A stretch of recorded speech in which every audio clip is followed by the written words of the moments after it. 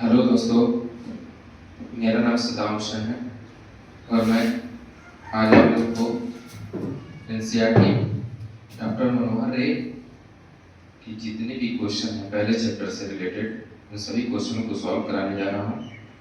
आप लोग धैर्य से देखिए और इनको समझने की कोशिश कीजिए। जैसा कि आप जानते हैं कि अभाज्य गुणनखंड विधि द्वारा निम्नलिखित गुणांकों का एचसीएफ और एलसीएम ज्ञात किया जाता है और इसको ज्ञात करने के लिए अभाज्य संख्याओं के बारे में जानकारी होनी चाहिए। आप लोग अच्छी तरह से जानते हैं कि एचसीएफ जो होता है अभाज्य संख्या होता है जो स्वयं के पहाड़े में है, किसी और के पहाड़े में है। इसका केवल और केवल या तो वो अपने पहाड़े में है या तो एक के पहाड़े में किसी और के पहाड़े में है, अभाज्य संख्या कहलाता है।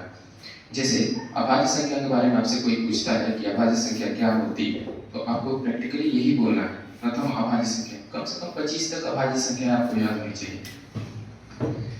पहली अभाज्य संख्या के बारे में बात करें तो अभाज्य संख्या जो होता है, अभाज्य संख्या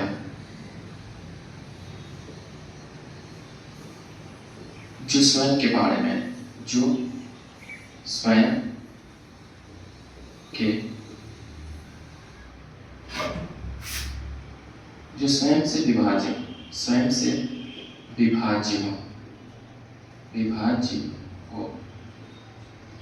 जो स्वयं से विभाज्य हो या एक के पहाड़े में हो या एक से विभाज्य या एक से विभाज्य हो,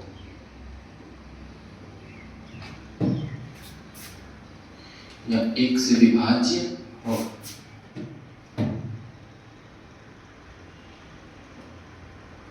या एक से विभाज्य हो। जैसा कि आप जानते हैं प्रथम अभाज्य संख्या एग्जाम्पल में अगर कोई पूछ दे अभाज्य संख्या जैसे 2, 3, 5, 7, 11, 13, 17, 19, 11, 13, 17, 19, 23, 29, 31, 37, 41, 43, 47, 53, 59, 61, 67, 71, 73, 79, 83, 89, 97। ये 1 से 100 के बीच में प्रथम 25 अभाज्य संख्याएं हैं जिनको आपको याद रखना चाहिए।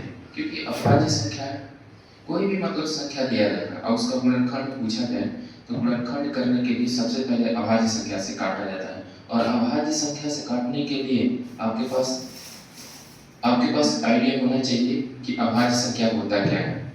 जैसे 2, 3, 5, 7, 11, 13, 17, 19, 23, 29, 31, 37, 43, 47।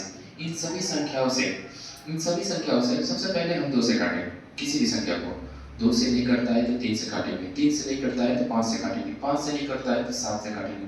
तब तक काटेंगे जब तक कि कटने की संभावना हो। हम पहले क्वेश्चन को सॉल्व करने चल रहे हैं। पहला क्वेश्चन जो है प्रश्नावली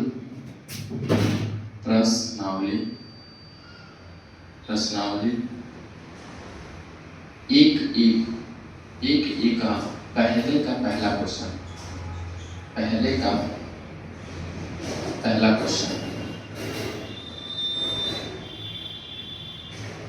कह रहा है कि अभाज्य गुणनखंड विधि द्वारा निम्नलिखित गुणांकों के एचसीएफ और एलसीएम ज्ञात कीजिए।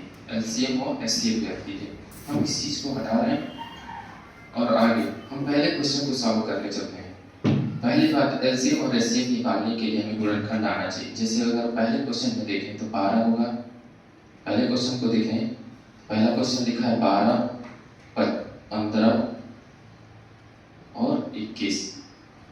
12 का गुणनखंड करेंगे तो 12 को पहले 2 से काटेंगे, 2 छके 12, फिर 2 से काटेंगे 2 3 6, फिर 3 से काटेंगे 2 से 3 से काटेंगे 3 करने 3, फिर 15 को काटेंगे 3 से कटेगा 3 बचे 15, फिर 5 से कटेगा 5 एकम 5, फिर तीसरे नंबर को काटेंगे 21। 21 जो है ये कटेगा पहले 3 से, 3 7 21, फिर 7 से कटेगा 7 एकम 7। जैसा कि आप जानते हैं यहाँ पे देखने योग्य तथ्य है कि सबसे पहले जितनी भी संख्या है उनका गुणनखंड करेंगे और गुणनखंड करके line by line sequence by sequence हम लोग लिखेंगे। जैसे लिखा है 12, 12 को लिख सकते हैं यहाँ पे देखिए 2 गुणे 2 गुणे 3, 2 गुणे 2 गुणे 3, जबकि 15 को लिख सकते हैं 3 गुणे 5 और 21 को लिख सकते हैं 3 गुणे 7, 21 को लिख सकते हैं 3 गुणे 7। आप लोग अच्छी तरह जानते हैं कि हाईएस्ट कॉमन फैक्टर अगर देखा जाए एचसीएफ अगर पूछा जाता है, एचसीएफ ऑफ अगर पूछ दिया जाता है 12, 15, 21, तो आपको ये देखना है कि इन सब में कॉमन क्या है। एक तो 3 कॉमन है, दूसरा 3 कॉमन है, तीनों में 3 कॉमन है, तो ये हमारा एचसीएफ हो जाएगा 3।